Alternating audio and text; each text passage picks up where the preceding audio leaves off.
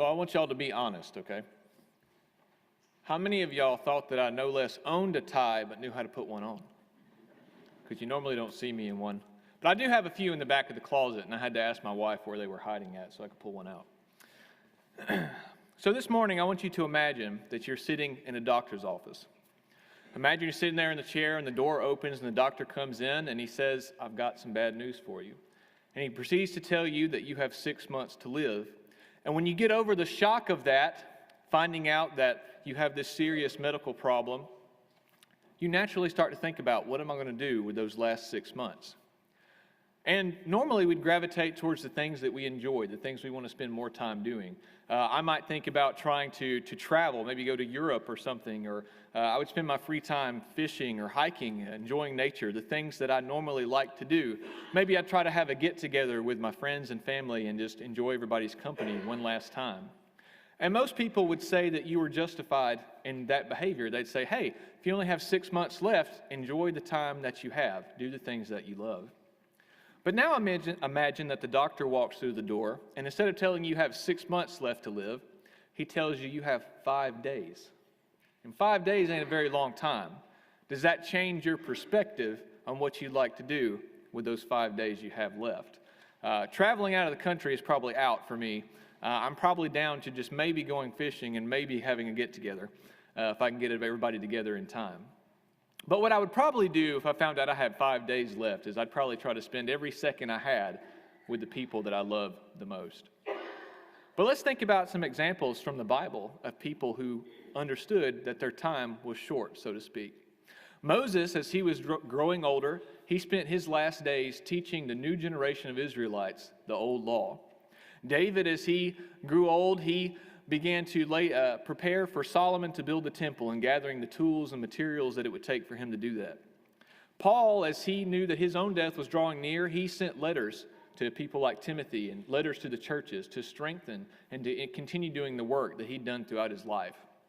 But there's another person we can think of in the Bible who knew that his time on earth was drawing to a close, and that was Jesus Christ. In Matthew 20:17-19, we read the following. Now Jesus was going up to Jerusalem, and on the way he took the 12 aside and said to them, "We are going up to Jerusalem, and the Son of Man will be delivered over to the chief priests and the teachers of the law, and they will condemn him to death and will hand him over to the Gentiles to be mocked and flogged and crucified, and on the third day he will be raised to life." So Jesus knew that the next few days in Jerusalem, 4 days and the 5th day he was taken and he was crucified, were going to be his last before the resurrection. And I really wanted to take some time today to look at what message we can learn from Jesus' last teachings, his last thoughts, his last actions that are recorded for us that he took while he was in Jerusalem. And specifically, I've broken these down to 3 points of emphasis that he talked about again and again. One was his divinity, 2 was his call to remain faithful, and 3 was unity through love. So let's look at these point by point, beginning with his divinity. So in Matthew 21, Jesus is coming to Jerusalem and he finds large crowds waiting on him. They're waving palm fans and they are shouting that he is the King of Israel. So these people knew something that his own disciples had a hard time figuring out, that he was the Messiah. But this greatly upset the Jews and in particular the Pharisees because they saw this as blasphemy because they didn't recognize that Jesus was the Christ. And in Luke 20:39, they call out to Jesus. And some of the Pharisees in the crowd said to him, "Teacher, rebuke your disciples." "But I tell you," Jesus replied, "if they keep quiet, the stones will cry out." So the Pharisees tell Jesus to correct these people. They tell him to say, "You're not the Messiah," but Jesus refuses. And instead, he goes to the temple. And after he goes inside, he cleanses it by chasing out all the people who were attempting to profit off of the worship of God. And he sets up shop in the temple and he begins to teach there every day. But there's a little bit of a problem because Jesus is not a priest. He's not a Levite. He's not a representative of the Herod's government. He's not a representative of Rome. He has no earthly authority to go in and run these people out of the temple. And so the Jews and the Pharisees, they come together and they try to lay a trap for Jesus. So they come to see him, and Matthew 20 and verse 23 records the following. So Jesus entered the temple courts, and while he was teaching, the chief priests and the elders of the people came to him. By what things, they asked, and who gave you this authority? So do you see the trap now? Because if Jesus says, I have no authority to do these things, they can arrest him for causing a ruckus in the temple. But if he says that my authority is from God, they can arrest him for blasphemy. But Jesus doesn't fall for the trap. Instead, he sets one for them. Let's keep reading. So Jesus replied, I will also ask you one question. If you answer me, I will tell you by what authority I am doing these things. John's baptism, where did it come from? Was it from heaven, or was it of human origin? And they discussed it among themselves and said, if we say it's from heaven, he will ask them, why didn't you believe him?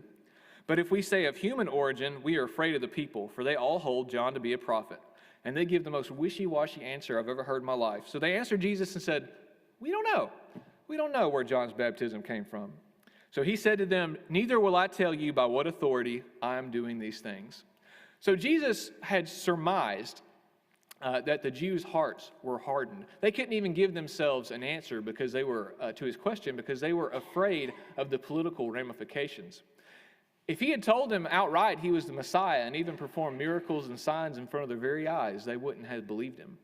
And so he didn't try to do that. Instead, he told them a parable. And we won't read the whole thing for sake of time, but it's the parable of the tenants. And beginning in verse 35, it says thus, the tenant seized his servants. They beat one, killed another, stoned a third. Then he sent over other servants to them, more than the first time.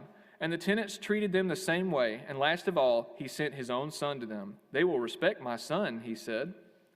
So Jesus was, of course, implying that in this parable, the landlord represented God the Father, and the landlord's son represented himself. And the Jews, as recorded for us in verse 45, understood the parable. They understood Jesus' meaning and that he was claiming to be the Son of God. But while Jesus had hinted at his divinity when dealing with the Jewish leaders, he states it outright for his disciples. If we flip over to the book of John, it says this in John 16, 27 and 28. No, the Father himself loves you because you have loved me and have believed that I came from God, and I came from the Father and entered the world, and am now leaving the world and going back to the Father. So Jesus has tried to tell them over and over throughout his ministry that he is the Son of God. And in fact, in John 14:9, just a few pages earlier, he seems exasperated that they've continued to fail to grasp what he's trying to tell them. But here on the night of his arrest, he spells out plainly who he is. And let's break down his words here. He says, I came from the Father. He's saying that I am divine, and entered the world. While he had previously existed in heaven, he had come into the world as a man. I am leaving the world. He's about to be crucified and die, and go to my Father. He would rise from the dead and ascend back into heaven, completing that circle, so to speak. So in these passages we have read, we have seen that Jesus is emphasizing his divine nature. But my question is, why? Why spend so much time here in these last days emphasizing that he is the Son of God? It's because that people had to understand that he was the Messiah. He was the Son of God, and with his death, the old law will be fulfilled and the new law would be enacted. Without that understanding, there's no point to the crucifixion. Colossians 2:13 and 14, speaking of Jesus' death, says the following, and you, being dead in your sins and the uncircumcision of your flesh, hath he quickened together with him, having forgotten your trespasses, blotting out the handwriting of ordinances that was against us, which was contrary to us, and taking it out of the way, nailing it to his cross. If Jesus was just another teacher, just another rabbi, then his death would have been meaningless. It would not have taken away our debt of sin, and it would not have founded our new covenant with God. Understanding that Jesus was the Messiah is the foundation of our faith. And without that understanding, everything else falls apart. And it's so important, in fact, that our sins can only be forgiven once we have confessed that Jesus was the Christ. So on the night of the Last Supper, Jesus is discussing his divinity with the disciples here in John for their own benefit. They're about to see Jesus be tried, humiliated, killed, and buried.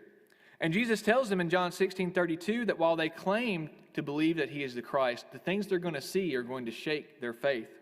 And I believe Jesus is trying to strengthen them. That's why he's going over again his purpose and who he truly is. But the second point of emphasis for Jesus throughout these last days in Jerusalem was a plea to remain faithful. So several times in the days leading up to the crucifixion, Jesus tells the disciples the need to remain faithful to what they've been taught, regardless of what happens, regardless of whether or not Jesus is with them, and regardless of how long it takes for him to return again. In Matthew 24, the chapter begins with Jesus telling the disciples that the temple is going to be torn down brick by brick. And they naturally ask him, when, Lord? When is this going to happen? And so he tells them the signs by which they may recognize the coming destruction of Jerusalem. And then he talks about the second coming of Christ. And in verses 42 through 44, he says the following: "Therefore keep watch, because you do not know on what day your Lord will come. But understand this, if the owner of the house had known at what time the thief was coming, he would have kept watch and would not have let his house be broken into. So you also must be ready, because the Son of Man will come in an hour when you do not expect him." And Jesus follows this up by telling them 3 parables to reinforce this idea of remaining faithful. In the first, a man's servant behaves wickedly while his master is away. But when their master returns unexpectedly, he sees the servant's wicked acts and punishes him. And then he tells the parable of the talents. And once again, a servant of the master, while the master is away, mismanages his money and is punished when the master returns. But also, Jesus tells the parable of the foolish virgins, and he begins this parable in Matthew 25 and verse 1. "And at that time the kingdom of heaven will be like 10 virgins who took their lamps and went out to meet the bridegroom. 5 of them were foolish, and 5 were wise. The foolish ones took their lamps, but did not take any oil with them. The wise ones, however, took oil in jars along with their lamps. The bridegroom was a long time in coming, and they all became drowsy and fell asleep." And the parable goes on to say that the bridegroom appeared, but the 5 foolish virgins who did not bring any oil with them, their lamps had gone out, and they were not allowed to join the bridal party. And the bridal party went into the feasting halls, and they shut the doors, and the foolish virgins went and they banged on the doors and said, "Let us in, let us in." But then we hear the chilling response from the bridegroom, who says, "Truly, I do not know you." Later in John 15, during the Last Supper, Jesus spoke again about the need to remain faithful with his illustration of the vine and the branches. So while Jesus spoke these words to the disciples about remaining faithful, they carry more weight, or just as much weight, with us today. The Christian life is long and difficult. It's not a sprint, it's an endurance race. There are times in our lives where it's easy to feel close to God, where we are full of zeal, where we want to spread the gospel and tell others the good news that we've been entrusted with. But at other times, we're consumed by worry, by fear, and by the pleasures and distractions of this life. And sometimes I think back to when I was a child and I went to Christian camp, or when I was a little older and I was a member of the youth group in high school or the college group in my college days. And I can remember sitting around and singing songs and reading and discussing the Bible with other young people who were very interested in these holy things, these biblical things. But now I know that so many of those young and zealous Christians that I used to spend time with, they've turned their backs on God as they've grown up. And I sit around and I wonder why. Why did this happen? And is this going to happen to me? Jesus told the disciples in Matthew 24:36 that no man, angel, or even Jesus knows the hour that he will return. And as more and more time passes, it's easier and easier to think that Jesus is not coming back, or even that there is no Christ or there is no God. But Jesus understood that people would think this way, and in his last days, he wanted to tell the disciples that no matter what happens, no matter what trials or temptations you encounter, you have to remain faithful unto death, faithful until I return. Your faith has to endure. But the third and final thing that Jesus emphasized in his last days in Jerusalem were unity through love. In John 13:1, we read, "On the night of Jesus' arrest has come," and in the second part of the verse, it contains one of the most beautiful passages in the Bible to me. It says of Jesus, having loved his own who were in the world, he loved them till the end. So over the next 24 hours, Jesus would be taken, he would be humiliated and tortured and killed. But his concern at this time was not for himself or his own well-being. It was only concern for his disciples,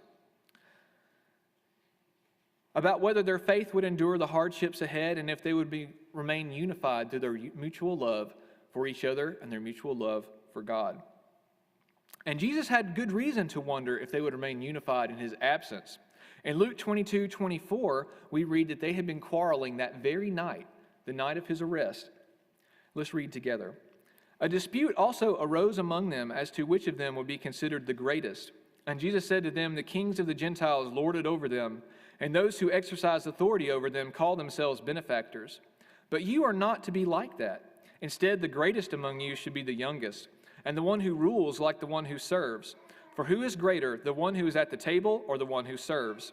Is it not the one who's at the table? But I am among you as one who serves." So Jesus has told them in the preceding verses that he would be betrayed that very night and rejoin his Father. And almost immediately they begin arguing about who is going to replace him, it would seem like to me. Maybe they're trying to see, hey, who is going to take over the leadership of the other disciples after Jesus is gone? And if Jesus was a mere teacher, that would be a logical argument.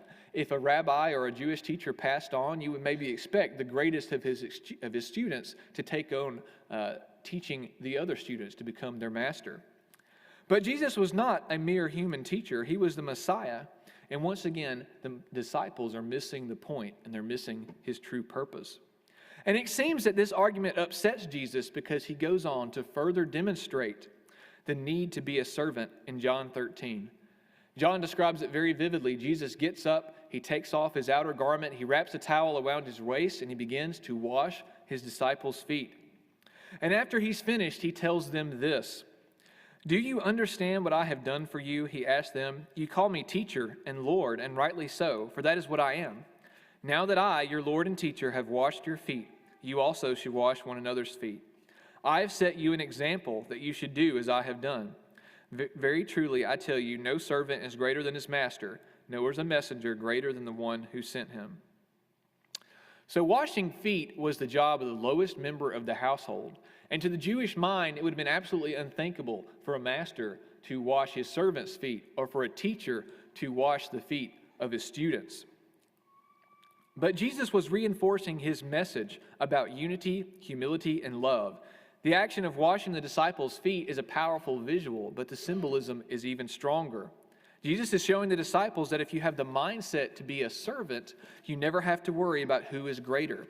Serving others will bring humility, and this humility will keep the disciples unified even after Jesus departs from them.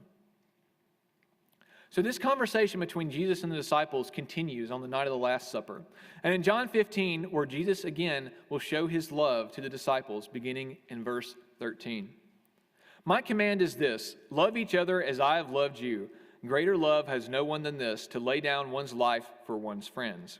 You are my friends if you do what I command. I no longer call you servants, because a servant does not know his master's business. Instead, I have called you friends, for everything that I learned from my Father I have made known to you." This is another beautiful passage. In it, Jesus tells the disciples they are not his servants, they have become his friends. And his final commandment to them is that they should love each other as he has loved them. Jesus always led by example, and he's saying that I'm going to show you the type of love you should have for each other. You should have the type of love where you would sacrifice yourselves for each other, as I'm going to do for you. And he goes on to tell them that they would be hated by the world, they would be persecuted, they would be scattered, and that some of them would be killed. But if they hold on to this love that Jesus has for them and that they have for each other, they'll be able to endure any trial or any temptation that comes their way. The last recorded words that Jesus spoke to all of the disciples assembled together are recorded for us in John 17:26. Jesus is praying, and he finishes that prayer with the following words. "Righteous Father, though the world does not know you, I know you, and they know that you have sent me.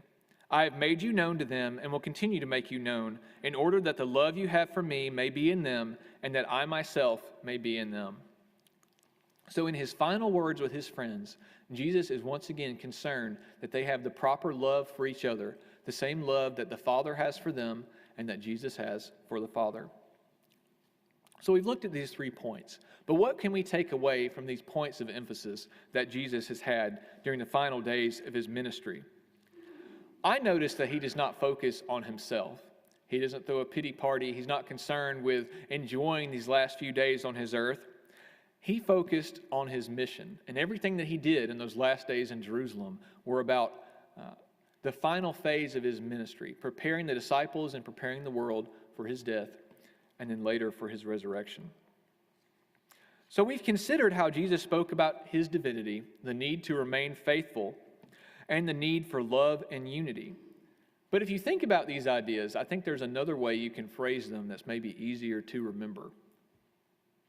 Jesus confirmed that he was the Messiah. And in 1 Timothy 1:1, Paul refers to Jesus Christ as our hope. Jesus also spoke about the need to remain faithful unto death, to have the type of faith that endures. Finally, Jesus spoke about the need for unity through love. If we love each other the way that God loved us, we can overcome anything. Paul says this about love in Galatians 5:13 and 14. You, my brothers and sisters, were called to be free, but do not use your freedom to indulge the flesh. Rather, serve one another humbly in love, for the entire law is fulfilled in keeping this one commandment. Love your neighbor as yourself. Love your neighbor as yourself. So Jesus' message in these last days, you could say that he focused on three things: on faith, hope, and love. In spite of all the hatred he would receive and the pain that he knew he would endure in a few days' time, his message was focused on what mattered most, and love. And that is a very beautiful message. All that matters in our life are faith in God, hope of salvation, and love for God, and love for each other. And with these three things, we can overcome anything that is thrown at us. So at the beginning of the lesson, I asked you, if you found out if you only had 5 days left to live, how would you use those 5 days? And I ask now that we've seen how Jesus spent his last 5 days on the earth, will we change maybe our answer? Would we think more about serving others and less about serving ourselves? So it's true, we don't usually ever know how long we have left. But we do know that one day our life will come to an end. And should we reconsider how we are spending those days now? Do we require a wake-up call where someone says, hey, you have 5 days left, before we understand a need to make changes in our lives? Wouldn't it be better if we just lived our lives every day with the idea of serving others, with the idea of doing the things that God has asked us to do? Do we need to focus less on ourselves and more on our fellow man? So in just a moment, we're going to have our invitation song. If anyone has a need to be baptized or to confess sin in your life, please come forward. We'll pray with you and for you as we stand and as we sing.